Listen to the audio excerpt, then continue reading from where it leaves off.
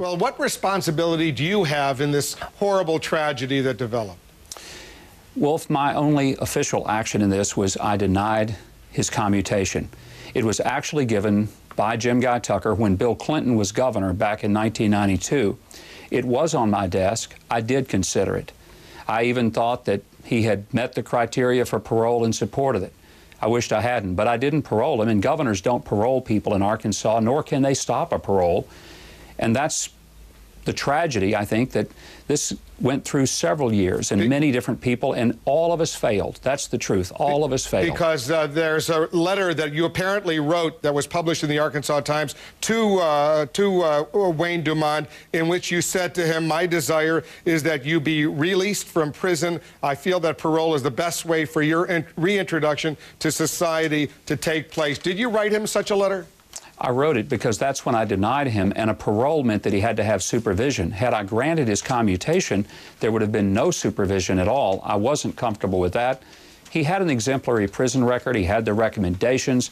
He had met all the criteria, and that's why I think all of us are very sad. But I did not commute his sentence, and his sentence was commuted several years before I became governor. That made him parole eligible. I not only denied his commutation once, actually 3 or 4 times when he presented it in the course of the time that I had the case during my tenure as governor. There was an article written back in 2002 in the Arkansas Times that quoted 3 former parole members, basically as saying that you influenced them in a significant way to let this guy go. One, Charles Chastain, writing, "He made it obvious that he thought Dumond had gotten a raw deal and wanted us to take another look at it." Another, Irmer Pondexter, "I signed the parole papers because the governor wanted Dumond paroled." And a third, Deborah Springer Sutler, "For Governor Huckabee to say that he had no influence with the board is something that he knows to be untrue. He came before the board and made his views known that Dumond should have been paroled." Are they telling the truth?